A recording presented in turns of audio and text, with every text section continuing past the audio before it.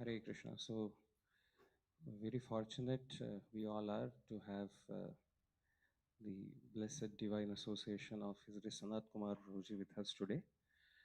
Um, Prabhuji needs no introduction to any one of us, right? So, we have been um, taking inspiration from his dedicated service, um, decades, rather, lifetime of service, especially now, last few decades at Govardhan village, developing the rural preaching, developing the entire project actually under his leadership.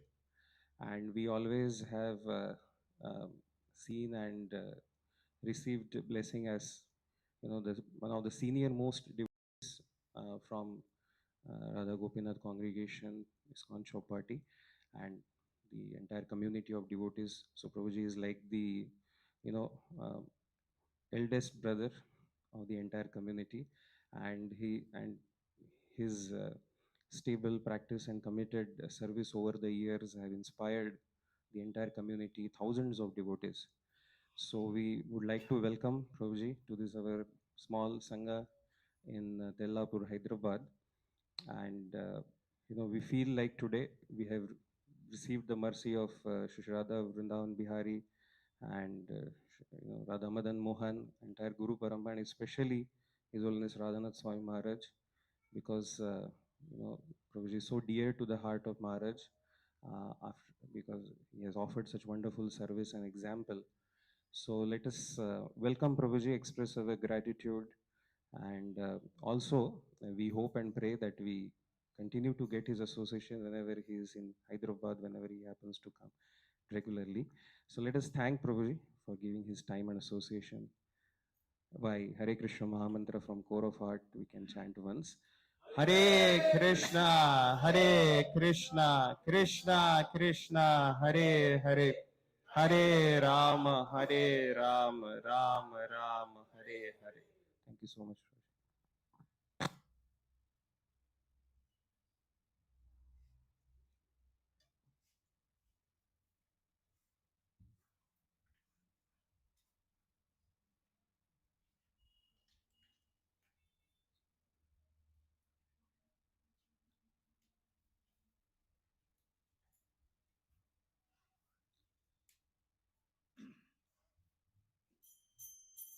Jai Radha Madhava Kunja Vihari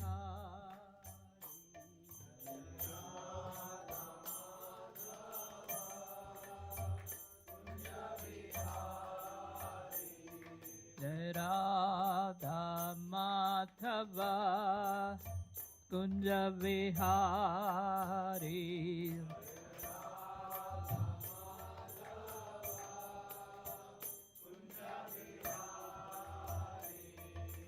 Gopijanavalabha Girivaradhari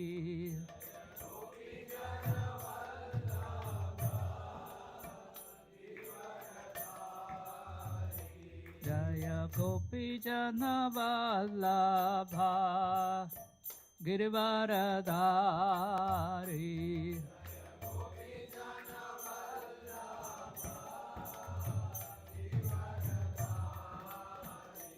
Jaya Yashodanandana Bhajanaranjana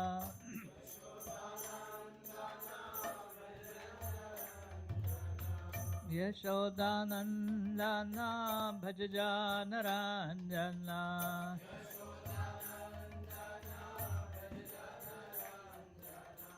Yamuna Tira Vanachari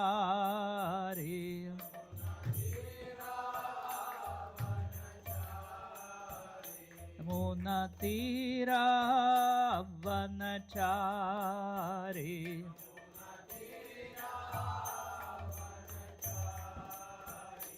Jai Radha Madhava Kunja Vihari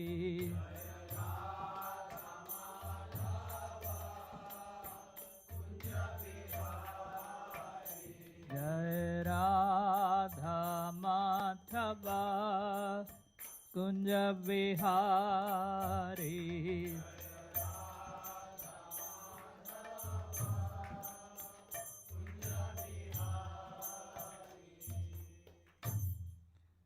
Jam Vishpat Paramamsa Parvacharya Ashtodhara Sati's Divine Grace A.C. Bhaktivedanta Swami Shri Prabhupada Ki Ananta Koti Vaishnava Vrinda Ki Namacharya Sri Haridas Thakur Ki.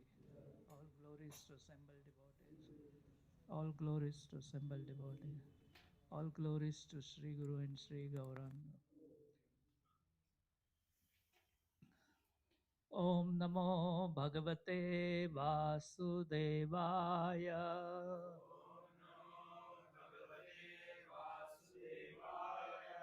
Om Namo Bhagavate Vasudevaya.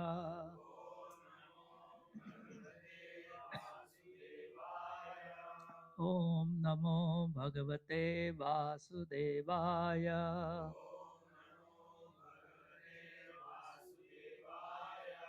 Narayanam Namaskrityam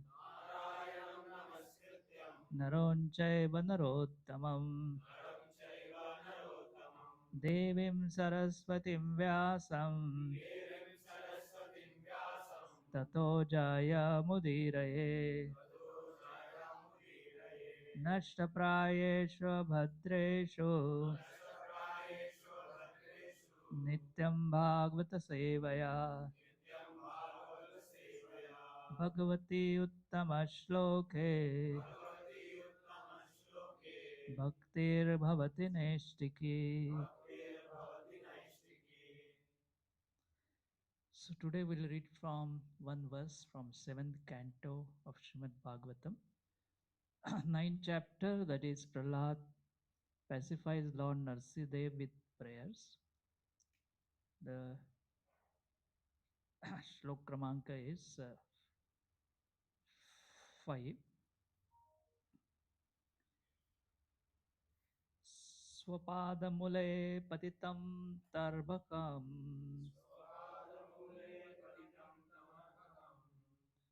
विलोक्य देव कृपया परिलुप्तः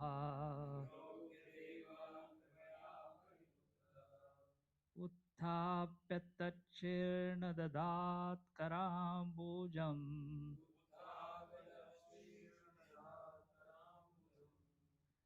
काला हि वित्रस्तधियां कृता भयम्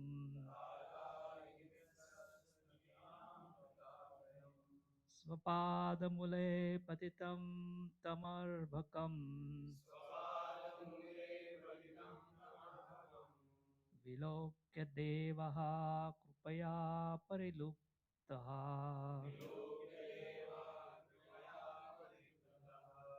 उत्थाप्य तच्छीर्ण ददाद कराम्बुजम्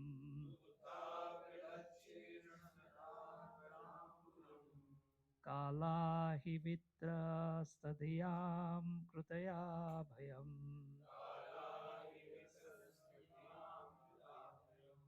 स्वपादमूले पतितं तमर्भकम् विलोक्य देवः कृपया परिलुप्तः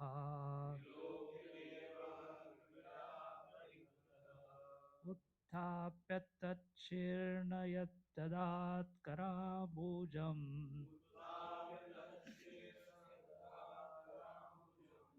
काला हि वित्रस्तधियां कृता भयम्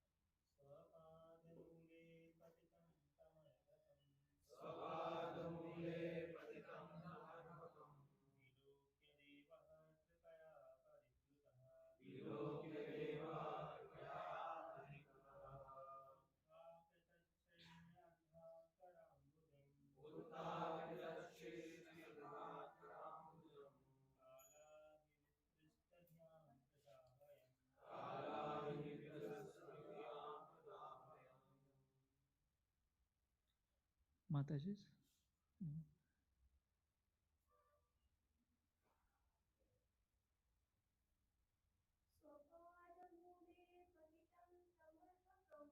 स्वपादमूले पतितं तमर्पकम् विलोक्य देवा कृपया परिद्रुतः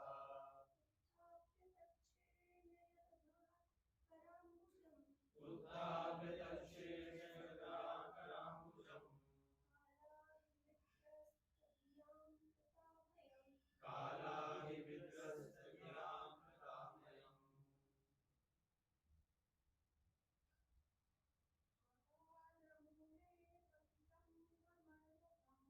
स्वपादमूले पतितं तमर्पकम्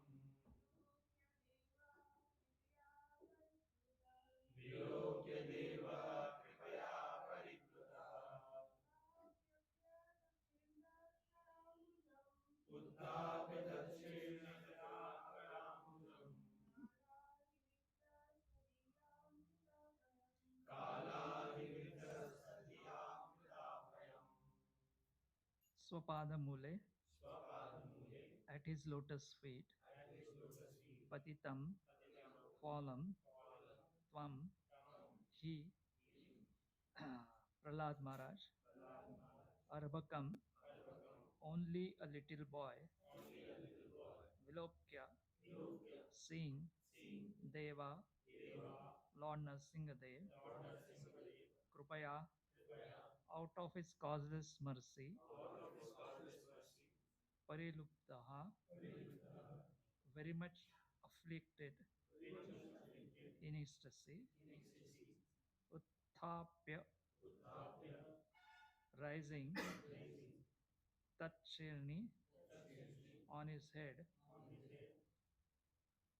Adadhat, place, Karambujam, his lotus hand, Kala Ahi, of deadly snake of time,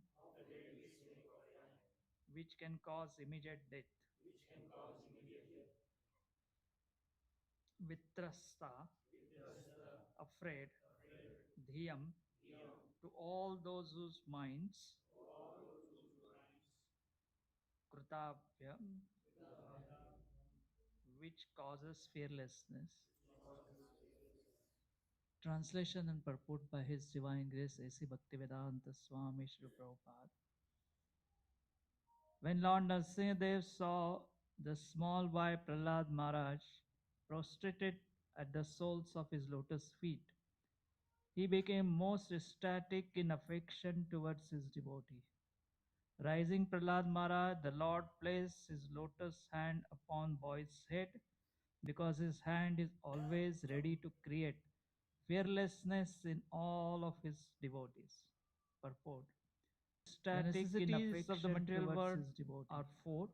Rising Prahlad Maharaj, the Lord placed his lotus hand upon boy's head. In this material world, everyone is ready to create fearlessness in all of his devotees.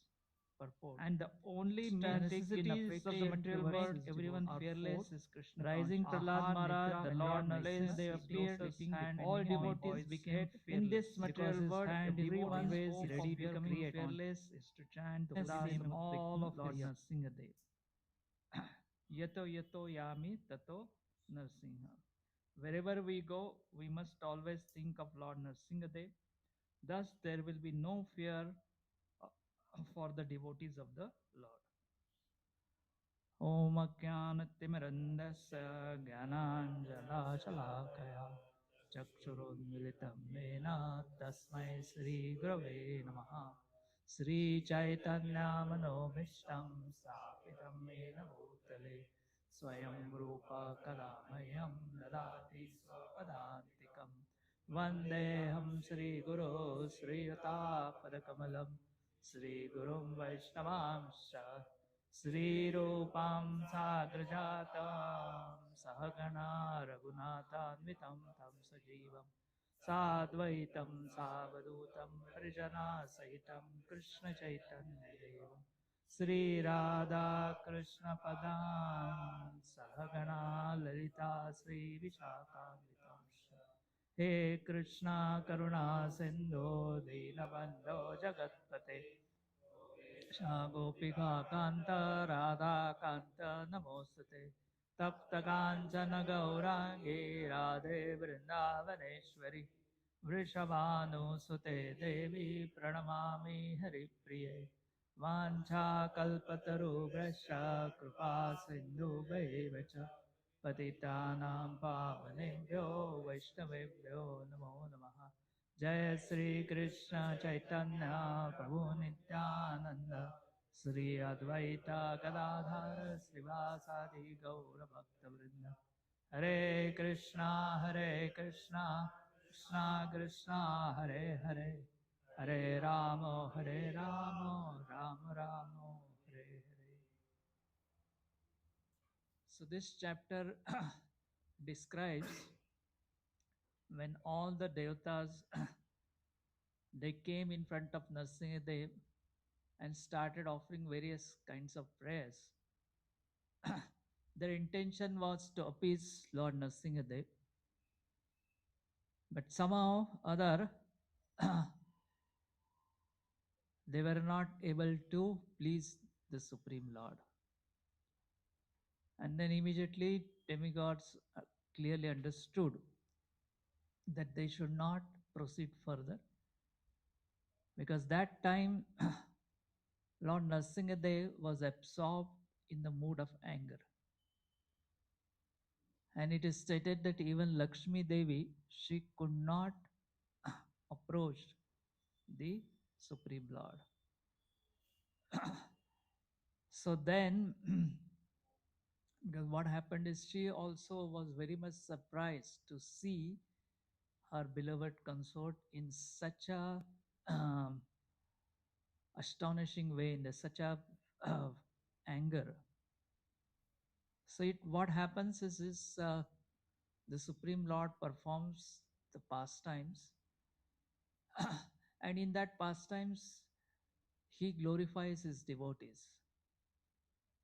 We have seen in the beginning of the first canto of Srimad Bhagavatam, that after the war of Kurukshetra, when Yudhishthira Maharaj was feeling very despondent, he was feeling he is the cause of such a massive destruction that happened at the war of Kurukshetra, and he was feeling all this thing happened just because he was to be coronated as a king.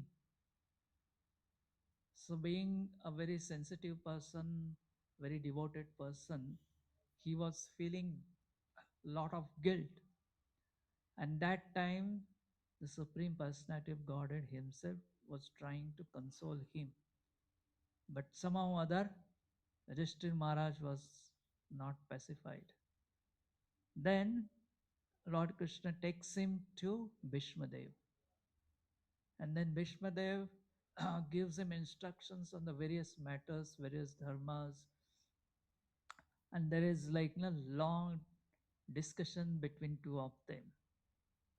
And then Yudhishthira Maharaj gets somewhat pacified.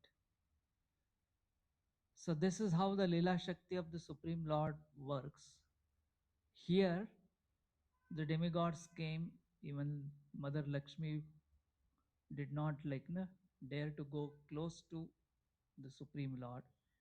And then Prahlad Maharaj comes in front and he starts glorifying. And as soon as the Lord sees Prahlad Maharaj, his anger at once becomes pacified. So this is how the devotees of the Lord are glorified in this. And somehow this is the Leela Shakti of the Supreme Lord. Like the Lord keeps on performing these pastimes at so many different places.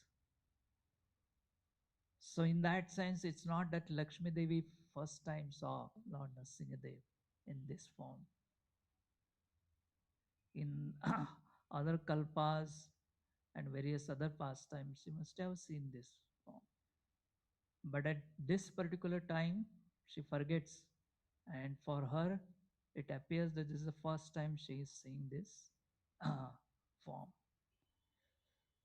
So this is what happens is like even Narsindeva's anger was not pacified by Brahmadeva's prayers, Lord Shiva's prayers, even Lakshmi's prayers.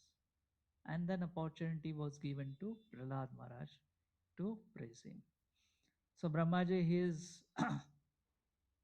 he understands how to handle the situation. He immediately requests Prahlad Maharaj that you please go forward and you will be only person who will be appease the angry Narsingadev. And then Prahlad Maharaj fearlessly proceeds further, goes towards the Lord, and then he falls at his feet and offers the obeisances. The moment Lord Narsingadev sees Prahlad Maharaj, he gets like out of love, a lot of ecstatic emotions in his heart. So immediately, like he keeps his merciful hand on his head. Now you see that Lord in that form, even though his hand was full of nails, and those were sharp nails which could pierce almost like the steel like body of Hiranyakashipu. But for Prahlad Maharaj, the same hands were as soft as like mother's hand, and he was not at all harmed. Rather, he was feeling the symptoms of ecstasy. As soon as like Lord Nrsingadev touches Prahlad Maharaj's head, the first thing that happens is that anybody who gets the touch of the Supreme Lord, all his material contaminations from his heart will be removed. And then he becomes realized in understanding the Supreme Lord. And then such a Supreme Lord always stays in the heart of his devotees. And when the pure devotees, that always they perceive the presence of the Supreme Lord within the heart, and that's why their uh, eyes are always softened with the love, and from the eyes always the constantly the tears comes from, because of the love towards the Supreme Lord. It's just Chaitanya Mahaprabhu, when he was uh, acting as a role of a devotee, and he would always be thinking of Lord Krishna, and constantly tears would flow from his eyes. Similarly, like Gadadhar Pandit, whenever he would read Srimad Bhagavatam, and because of love of Godhead, like constantly tears would come from his eyes, and all the manuscripts will get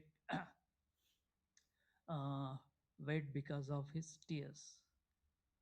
So when Srinivasacharya comes to him and he requests him the copy of Srimad Bhagavatam, then he says that you will have to make another copy, because my copy has become wet because of the tears, and you will not be able to read it properly. So then he had to make the another copy of the Srimad Bhagavatam.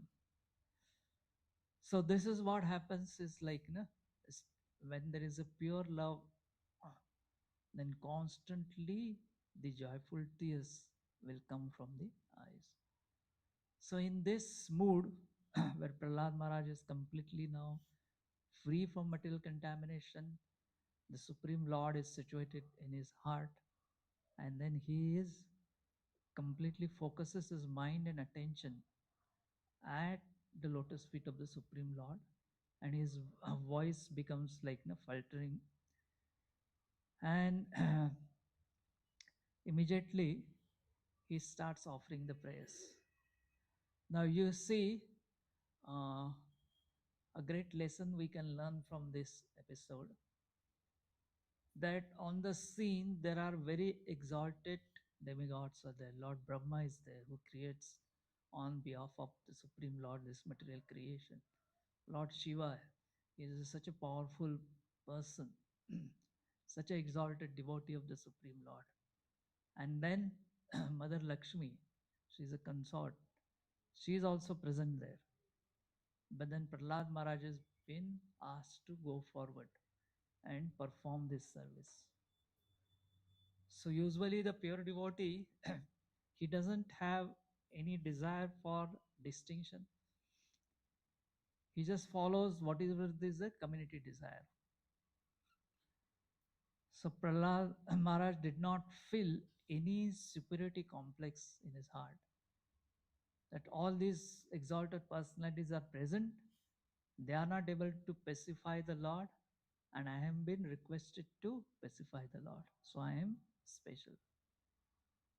Usually what happens is many times when we are told to do some service, which is maybe difficult, complex, or special, we always feel that we are superior than others. And that's how it will come in our actions, it will come in our words. Sometimes we may not speak, but it will be reflected through our behavior. And sometimes we are so shameless that it comes out in our words as well as in our actions also. Because we are doing service for the pleasure of the Supreme Lord, for the pleasure of the Vaishnavas. And their pleasure should be our pleasure. Not that I am able to perform such kinds of tasks which others are not able to do it. Because of our heart is still contaminated with the material things, we whenever we perform some special things, actually why we perform the special things, because Supreme Lord has given empowerment for us to do that, and because of that we have performed that service. And now we should be acknowledging the fact is we should become more humble, that Supreme Lord has given me this empowerment, and because of that I am able to do something. Because of that I am able to please the Supreme Lord, I am able to please the Vaishnavas. So a great humility should come in our heart. But then what happens is most of the time we have tendency to take the credit of what is being done.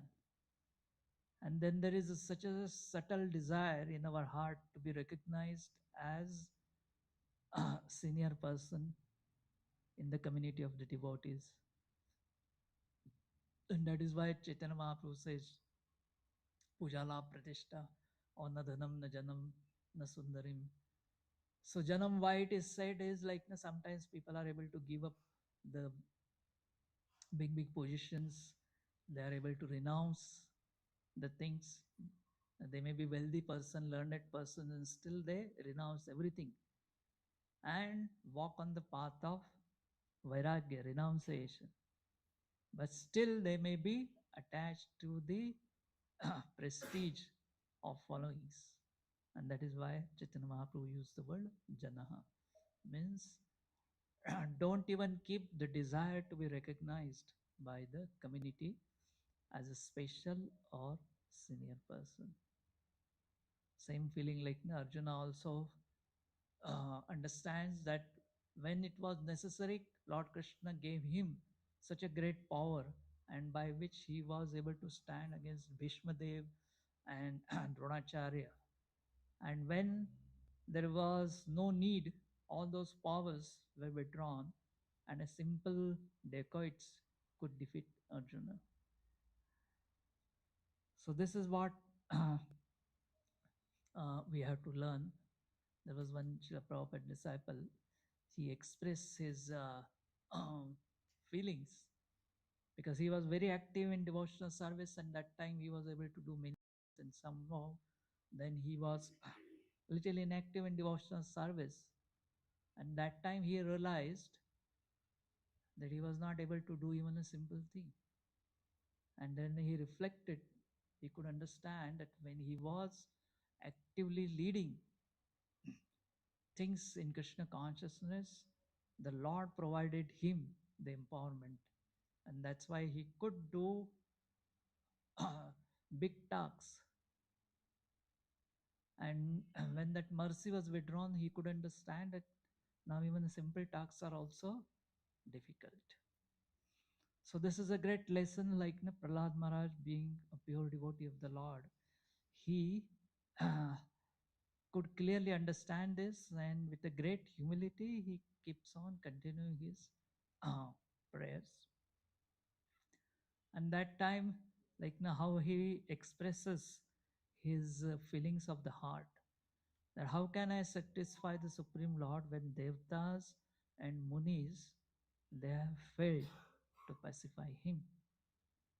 So there were great demigods were present, great sages were present, and all these great sages, demigods, they are situated in mode of goodness. And when these people speak, it's extremely pleasing to hear. What happens is we have very uncultured way of speaking in Kali Yuga. We don't follow proper etiquettes. Whereas like those people, those who are really in a mode of goodness, you can see their behavior, the way they talk respectfully, it will be attracting to the heart. Even the situation is a passionate. If there is a one person who is in mode of goodness and he starts speaking, immediately he can calm down the whole situation. And that's how, like in Ram Leela, we see Hanumanji was very well trained by Surya Devata and others. So he was such a good in speaking, that first meeting of Lord Hanuman and uh, Lord Ramchandra. And as Hanuman starts speaking about himself and then about Sugriva and other things, the Supreme Lord himself gets attracted and he tells Lakshman that look, though like he is first he took the form of a mendicant and then later he revealed his own form of a monkey. But he said that this person, the way he is speaking, there is not a single flaw in his speech. Each word is very carefully chosen. At the same time, each word is spoken in a proper rhythms. There are like some people who have done PhD on the pronunciation, that how and it affects, like it's the in the music, it's like even if a simple word, but it can be spoken through hundreds of ways and it could have a different effects. So this is how like Hanumanji, when he speaks so nicely that it attracts the mind of Lord Ramchandra, and Lord Chandra says that he must have been trained by a very good people. In the sense, his guru must be very expert, like uh, who has trained this person in his etiquette, the way his behavior, and especially the way he's speaking. So more or less we can understand, like through the speaking from which area of the country this person has come, and then the speaking itself we can understand whether it's a cultured person or uncultured person. And here, like when demigods were situated in mode of goodness, when they offer prayers in their excellent word, it is actually very pleasing to the Lord. But somehow Supreme Lord was not satisfied with their prayers, even though all of them were very well qualified. And then Prahlad Maharaj expresses uh, great humility in this way, that actually I have been born in the family of a demon. So how it is possible for me to offer suitable prayers to the Supreme Lord? Now you see, Lord Nrsimhadev actually appeared only for the sake of Prahlad Maharaj. And Prahlad Maharaj also knew it very well. that Lord is protecting him. Prahlad Maharaj could see Lord in the pillar itself before he completely manifested from that. Still, the great Vaishnav humility we can see in these prayers. So, in that sense, the Vaishnava is fully qualified to offer prayers, fully qualified to offer service to the Supreme Lord, but still he will always think extremely low, unqualified for rendering service or offering prayers to the Supreme Lord. So that is why, the great lesson we learn at this verse is we should never become proud of our Vaishnava qualifications. Because unless one is meek and humble, to make progress on the path of devotion is very difficult. So here we see the even though sattva guna and your ability to speak in a very eloquent way, very rhythmic way, was also not a sufficient quality to please the Supreme Lord. And then Prahlad Maharaj, so these are in one sense the external qualities like the mode of goodness, your ability to speak nicely, your command over languages. All these are external which cannot satisfy the Supreme Lord. It's only pure devotional service can satisfy. So this is what we have to understand, if someone wants to remain happy on the path of Krishna consciousness or survive for the long term on the path of Krishna consciousness, we have to be always uh, be defensive rather than offensive. Offensive in the sense when situation doesn't go as per our understanding, or we think that it's going in a wrong directions, then natural tendency is we tend to become offensive. But it's always better to remain defensive and let Krishna reveal his plans. And that's how you can survive long term in Krishna consciousness. So the thing is so what uh, we can see here, the Narsimhadev is attracted by the mere humility of Prahlad Maharaj, which is the prime quality or mandatory quality of offering the prayers. Because Lord does not pay any attention to whatever you speak. If it is not the humility, then Supreme Lord doesn't pay any attention to your eloquence or what you are speaking it. So without humility, it becomes completely useless. So actually, Sanatan Goswami in the Brihad Bhagavatam, he explains that humility is almost equal to the love of Godhead. Because Lord's mercy will flow to a person who is meek and humble. Just like we have seen, the water will always flow towards the lower regions. Similarly, the mercy of the Supreme Lord always flows to a person who is meek and humble. So as we see, the low-lying areas will be always flooded. So similarly, the person who are very meek and humble, they will be always flooded with the Supreme Lord's mercy. And then we have seen now Indra Dev is there, and soon now Deepavali comes, and then we'll celebrate Govardhan Puja. And what is this Govardhan Puja festival?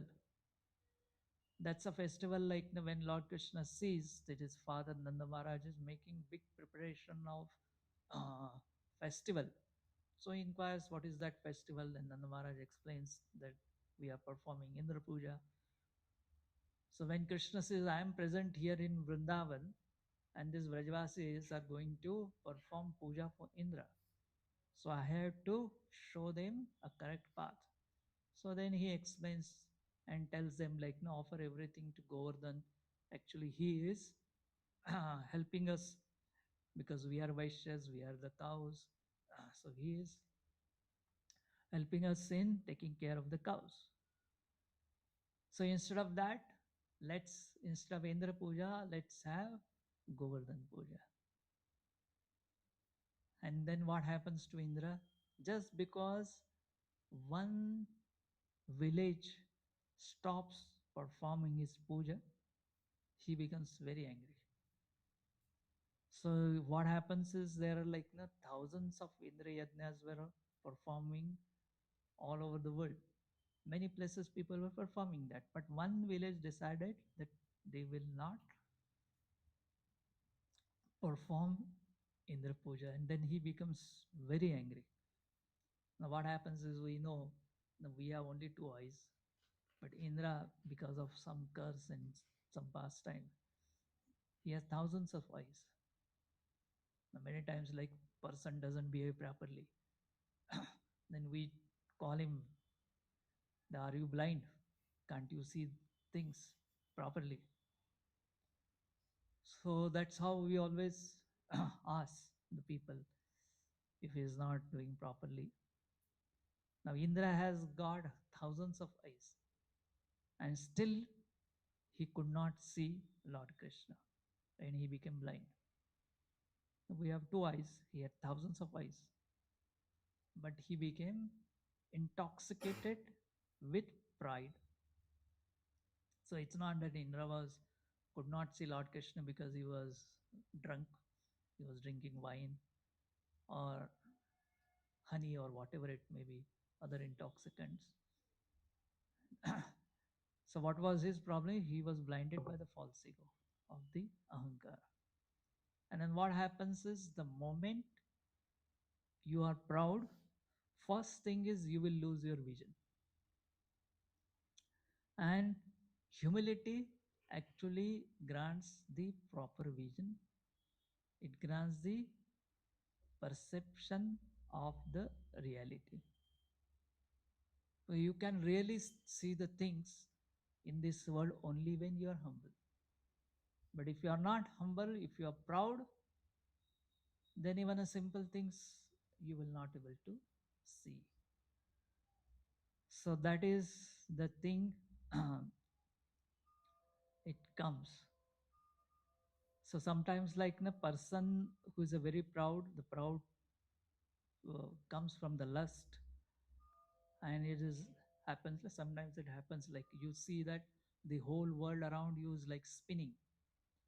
So similarly, when the pride comes from the lust, the whole world appears as a spinning. So this is how like we can see the lust affects us and we become proud. Now how do we understand that whether we are afflicted by the lust? Is there any simple test that is available by which we can detect lust in our heart? So one simple thing is told by Chanakya Pandit, that how do you understand the person is lusty or not? When somebody gives inappropriate punishment to the subordinates, then you can understand that person is very lusty. In the sense, there is a small mistake, but you give them heavy punishments. And that's the time you can understand that this person is suffering from the disease of a lust. So here we can see Indra.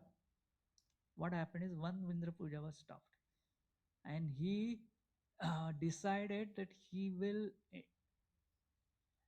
use the clouds which are meant for the destruction of the universe to destroy one small village.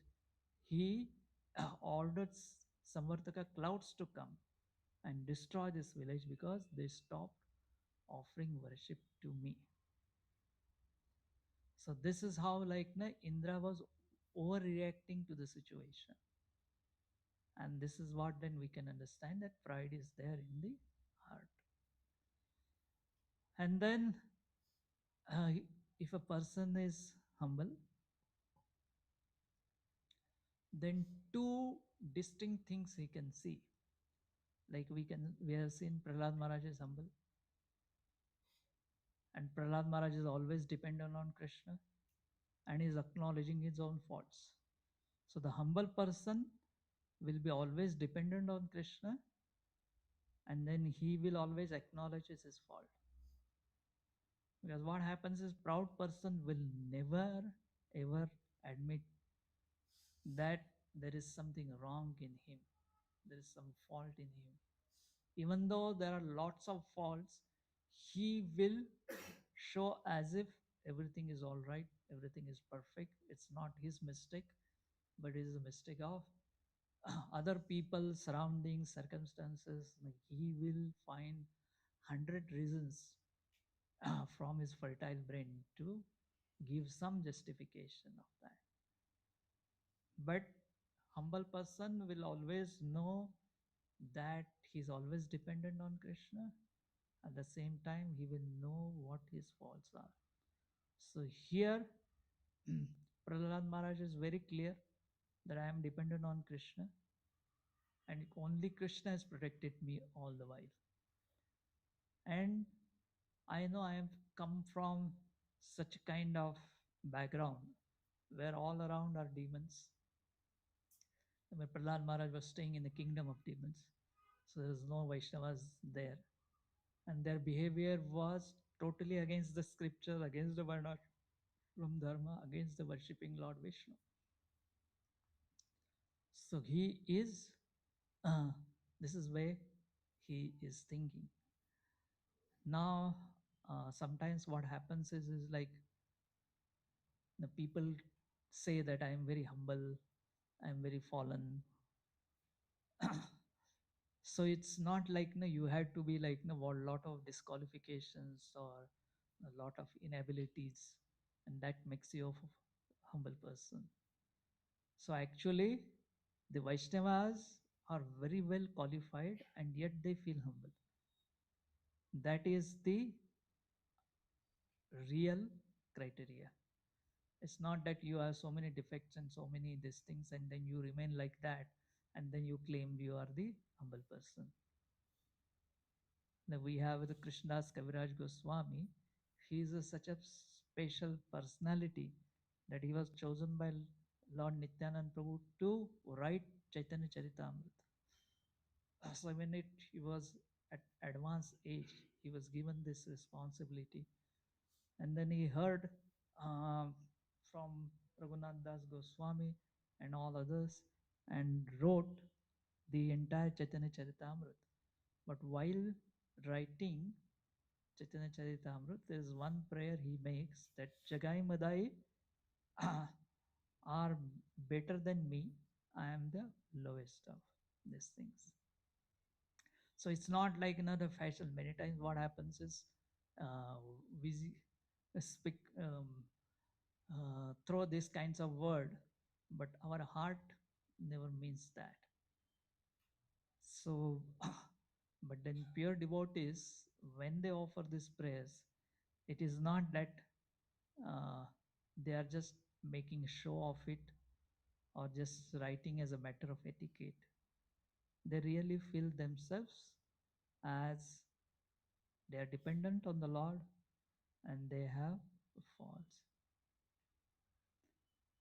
So one time, Srila Prabhupada was sitting there along with his disciples, and some of the disciples asked, like, what is our qualification that we became recipient of your mercy? We got Krishna consciousness. Then Prabhupada said, it's not your qualification. I made your qualifications. That means, it's the mercy of the pure devotee we became qualified. So that is why we have seen like All of you must have read Srila Prabhupada's Leelamrut, or you must have read like so many devotees have written memories about Srila Prabhupada.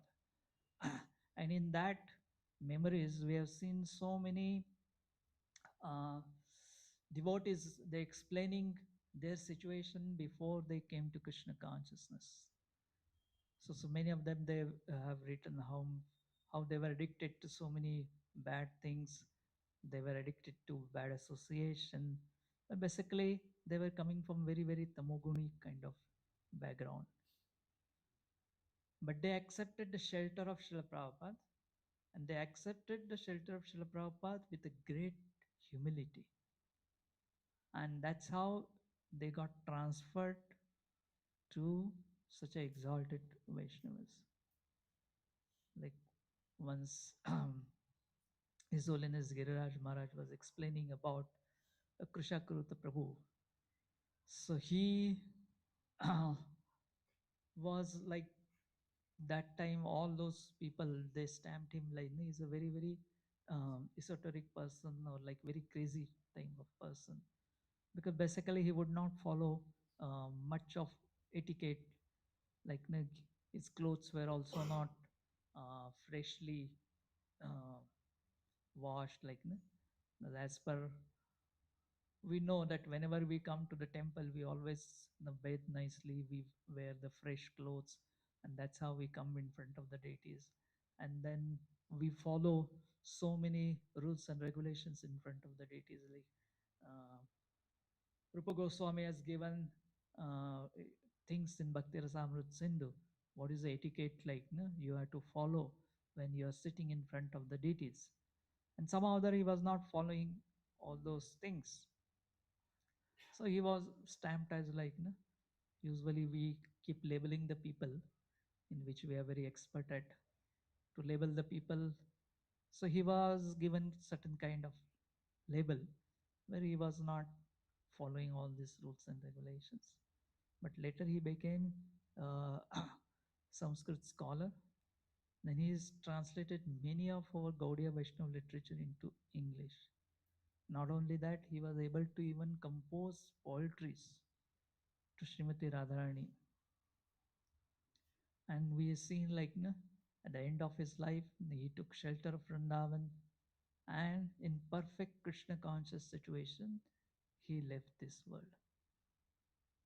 So this is a great change can happen irrespective of one's background. Whatever may be your background, bhakti can manifest in a very, very odd kinds of situation. Now you see, Prahlad Maharaj was age of 5. So age-wise, he was not senior. Then what was his father was totally atheistic for. And then he, his all his the lineage was demonic, and still he is the excellent devotee. So bhakti doesn't depend on external things, whatever may be outside situation. So in one sense, to perform devotional service is very easy. Only thing is, it requires a humble heart. The process is very clear. Just take shelter of the Supreme Lord. And if you have this great quality of humility, because if there is a humility, you don't become envious. Because what happens is, one person becomes envious, then he starts committing many offenses. He will commit offense to the devotees, he will commit offense to the Supreme Lord, and that's how he will deviate. Even a person is a very simple person, is able to do simple service, but if he has innocent heart, and if he has one great quality of not criticizing others, he can do rapid spiritual advancement in a very short time. So this is the secret of success, and here we have seen the Prahlad Maharaj is uh, offering wonderful prayers which are described subsequently in different shlokas. But one of the cardinal quality that he explains is of a great humility, in spite of having such a great qualifications of devotional service, is putting himself in a very, very meek and humble position, and that's how he is the recipient of Lord's mercy. Hare Krishna. So, are there any questions or comments?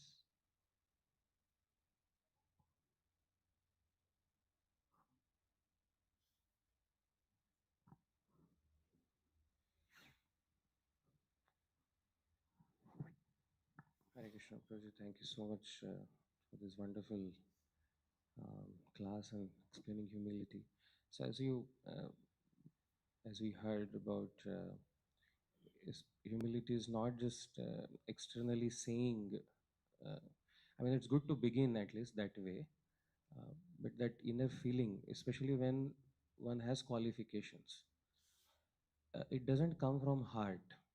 In the culture, because we have heard so many times, we may say that way, or we externally behave humble, but in the heart it's still not there, that humility. So how do we cultivate the inner feeling of humility properly? So, how do we cultivate the inner feelings like humility and other things? Is like we have to be constantly reminded of that. So, naturally, we should always choose the association of the people carefully that who are exhibiting good qualities. At the same time, like a lot of time, like no, we read Srimad Bhagavatam, we read literatures, but we don't uh, what is called as mananan, means we don't reflect on it.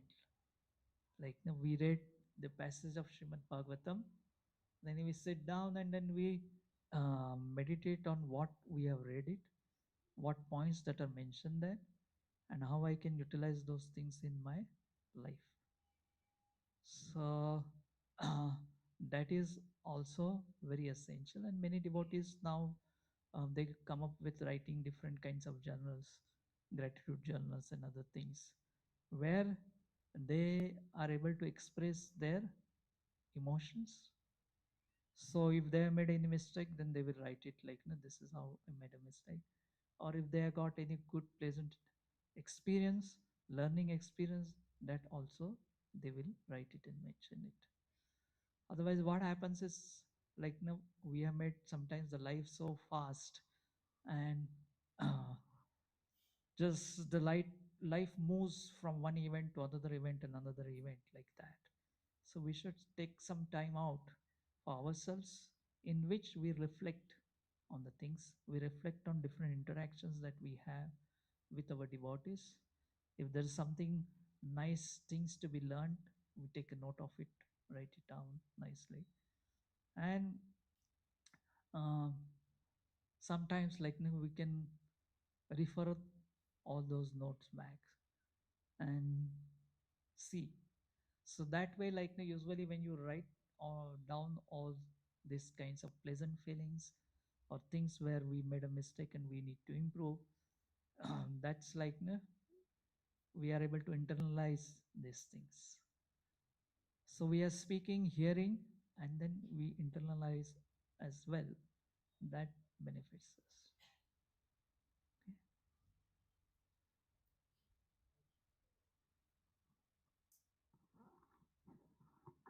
Hare Krishna Prabhuji, one question about the statement which you quoted about Chanakya, that how to find somebody's lusty.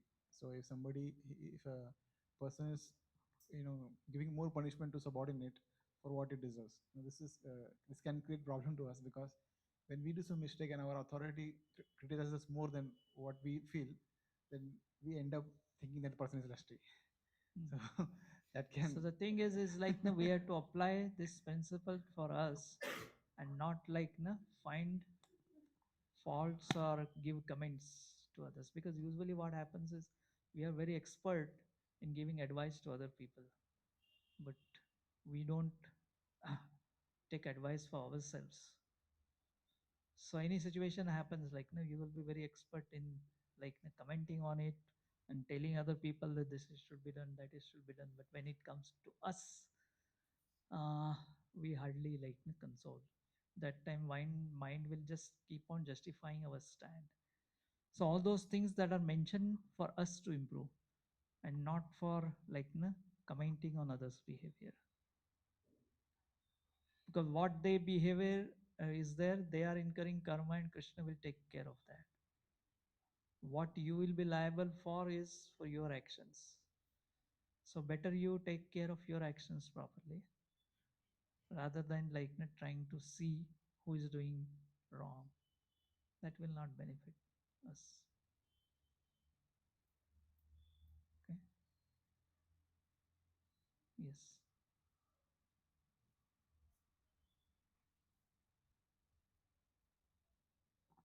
Thank you very much, Prabhu, for very elaborately discussing about this wonderful quality of humility and with many examples.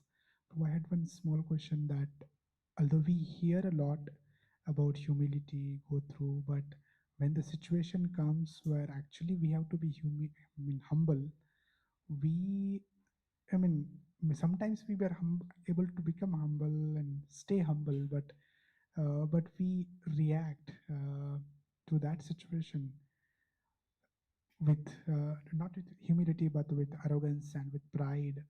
So what could be some measures we can take care and work on this, how we can start perseverance? So one thing that we can always do it, sometimes we may get instant response to someone, but later we realize that it was not necessary, we overacted. We can always apologize to that person. As I have seen some devotees, they're very careful. If they offend someone and did not realize that time, later they realize it, then they will again go back to that person and beg forgiveness from that person. So if you are not able to apply that principle instantly, that's fine. But once you realize whether you have a courage to go to that person and actually beg forgiveness from that. So if that is there, then slowly, that habit will inculcate in you. So we have to understand, this is very essential. First, intellectual understanding has to be there that this is what I need to do. And it's not that always we will be able to do everything nicely in all circumstances. Sometimes circumstances and other things will tempt us, compel us to behave in certain way. But at particular time, we realize that we should not have acted like this. So that time, at least you go to that person and express your repentance on that. Okay. Thank you very much, Prabhu. Prabhu, another question that sometimes we get a lot of glorification. It is sometimes half of it could be like just what we did, it's truly we have done and is getting an appreciation.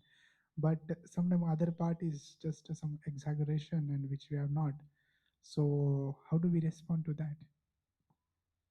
As far as glorification is concerned, it is very satisfying to the heart. It's need of the people. We need encouragements. But then what happens is we accept glorification more than what it deserves. Then in future that karma comes back to us. We may also get the blame which we are not done it. So we have to be careful in that. Now, many times people say Nare, I didn't do anything and then I was blamed for that. Then why do I understand that there was some particular time when you accepted the glorification which you didn't deserve, or you are not done it, but you took the credit of that. So this is how the law of karma will always act. And so we should be thinking somebody glorifies us, then we understand in one sense it's an encouragement is a need of a human being. But at the same time, we should also glorify others, and we should understand it's a Krishna who gave me uh, mercy. He showed me the path, or he helped me to do these things. So we should be becoming more humble after glorification. There is no problem with the glorification. The problem with the glorification is we start believing we are like that, and that's what makes a difference. So glorification should be in a such a way it should make us more humble and dependent on Krishna. Okay? Yes. Hare Krishna, Prabhu. Thank you very much. Recently, while reading in Prabhupada Leelamrita, Prabhupada gave a definition of humility that being bold in speaking about Krishna or doing the will of Krishna is also humility. My question is, whenever we speak to others in the name of boldness, sometimes it falls onto the other side of self-righteousness or I can defeat all the logics of yours. Matlab, after reading Prabhupada's books, it's very easy to put others down, outsiders. Yeah, that is true. Like Kindly if you speak get on this. little knowledge and you can understand things from this better things. But what we have to understand is like winning argument is not our job. The transformation of heart of another person is the key thing.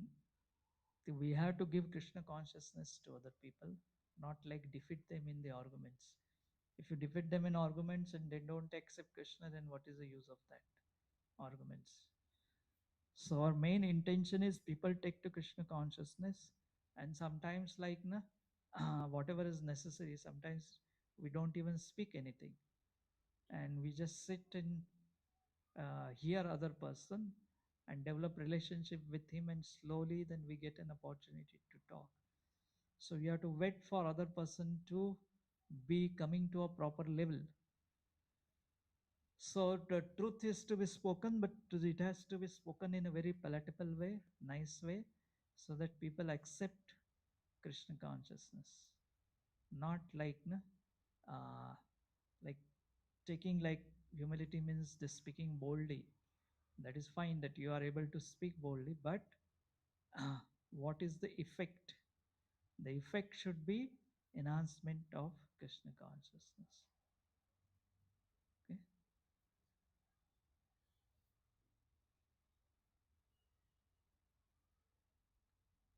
Yes.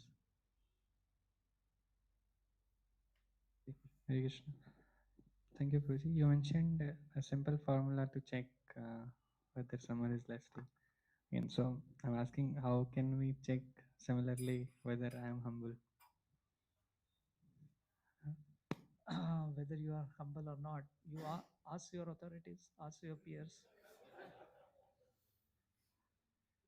They will let you know. Mm.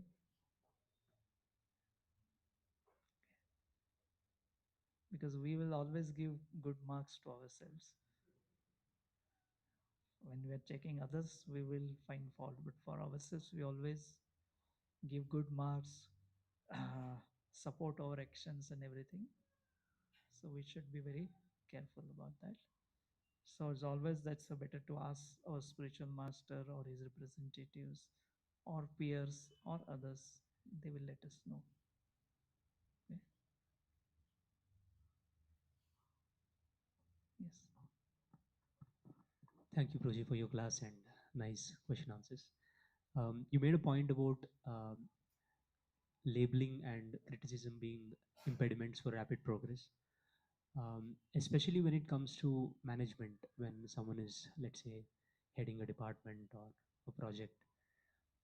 When we see someone not aligning with our plans or, let's say, having different preferences or inclinations, we are quick to jump to a conclusion that they are disobedient or that they are rebellious, and we start developing wrong perceptions. So in fast-paced managements and projects, how do we avoid this kind of criticism? So we have to understand like that particular individual acted in that circumstances in certain way doesn't mean that he will always act like that in all the circumstances. So that's why one has to be always open-minded and give people ample chances to improve. Usually what happens is like putting person in a bracket, we develop certain perception, and that's how we keep on dealing with him, and uh, that person may be of a great value in some other way. It's like it happened in London, like many years back, that there was some issue in the uh, manor temple with the local villagers. There was a lot of guests and a lot of tourists were coming to the manors, and it was disturbing the peace of the village. And so they moved to the court, and court gave certain restrictions, so that at one time it almost came that they might have to close down the manor. And so they desperately wanted to meet the Prime Minister of UK. And there was one person like who would come to every Sunday feast, and we usually he would never take the devotional service so seriously. Like sometimes there is a one term called freeloaders that you know instead of saying like a beggar or this things, like you call as a freeloaders, means he doesn't do any service, he just comes and takes the benefits, that's all. So decent way of saying like freeloaders. So he was kind of that person who would come years together and never take the devotional service seriously. So he was labeled as a freeloader. And then when devotees were in desperate this thing situation to meet Prime Minister, because only that Prime Minister could do something. Margaret Thatcher was Prime Minister that time. So one devotee just happened to mention to this fellow that we have to meet him. So do you know anyone? He said, yes, I can take you to her office. And next day, he made an arrangement. They could go. She gave a lot of time also. She understood the whole situation and gave a favorable ruling to the ISKCON. So this is what happens if you label the people as not so useful and all those things. But the thing is that you don't know when they can be useful in Krishna consciousness. So we have to be always open-minded and keep giving ample facilities, ample opportunities to the people, so that they will be able to perform devotional service. Hare Krishna.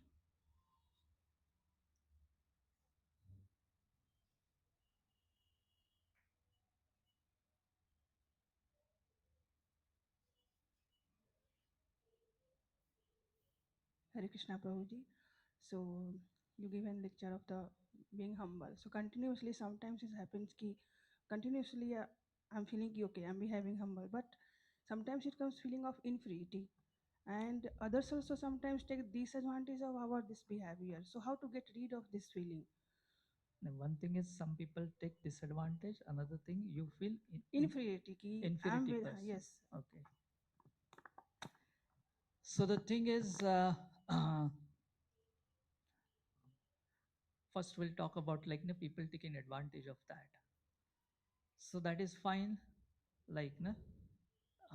Just because the other people are behaving in certain way doesn't mean we should change our ways.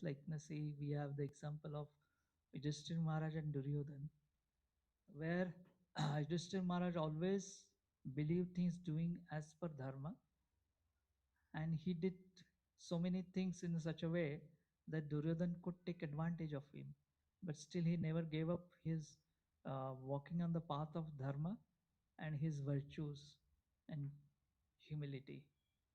There was one time Draupadi uh, in the forest, she became bit angry on Yudhishthira Maharaj, angry on Bhima, that you are such a capable Kshatriyas and you are not fighting. So that time Yudhishthira Maharaj says, I don't have to do anything to destroy Duryodhana, because greed in his heart will destroy him. There is nothing we have to do for that, because the greed is such uncontrollable that will destroy him eventually. So there is no problem people take advantage of us, so long as we are making progress in the devotional service. So no matter what, Yudhishthira Maharaj never gave up his virtue of being righteous and virtue of following dharmas, virtue of forgiveness, everything. When the Duryodhana was there, bound with the ropes by the Gandharvas, Yudhishthira Maharaj, like, na, what he had to do, he had to just keep quiet. Even Bhima said, like, na, that we have so many well-wishers in the world, what we are supposed to be doing it after our completion of Vanvas, our well-wishers already done it. So Pandavas would have just continued to be in their hut. But still Yudhishthira Maharaj sent uh, uh, Arjuna and Bhima to retrieve the Duryodhana from the bondings of Gandharvas. So this is all, no matter what people will take advantage of us, we should be always remaining virtuous, humble, because we will be making spiritual progress accordingly. Now coming to the point of inferiority complex is not humility at all. The person who is like suffering for inferiority complex is another way of pride. Is like that person is in one sense is very attached to the uh, his false ego, but is presenting in a little different way, in a pessimistic way, and is labeled as inferior complex. Means inferiority complex means that person has a great need for an attention, and need for an attention is false ego only. So it's like inferiority complex is dangerous. It doesn't help us to progress in the spiritual life. So humility means you should do ample service. And a person suffering from inferior complex, he will not do much service at all. He will keep on giving lots of reasons and other things. So we have to be very careful. There's a vast difference between inferiority complex and real humility. A person who is a real humble person, he will do volumes and volumes of services, and he will always progress in spiritual life. Whereas a person who is suffering from inferiority complex, he will not render service. He will give hundreds of reasons not to do any service. So it's always better to always remain humble, even though it may not look like logical. Still, we should always remain humble, because that is beneficial for us. Right.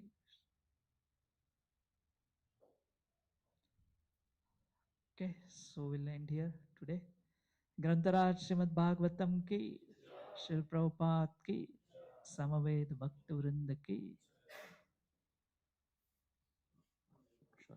So again, we'd like to thank Rosie for this wonderful class and very enlightening question answer session. And especially choosing to be here, he's extending himself. Although Rosie was sharing how last few days here in Hyderabad has been extremely hectic for him, the schedules. Still, he extended, and for the small group also. So let us thank Prabhuji again by from core of our heart once again chanting Hare Krishna Maha Mantra. Hare Krishna, Hare Krishna, Krishna Krishna, Hare Hare Ram, Hare Ram. Thank you so much, Prabhuji, for the enlightening class and something which he has exemplified in his life. So it was wonderful to hear from you on this and learn. Thank you so much.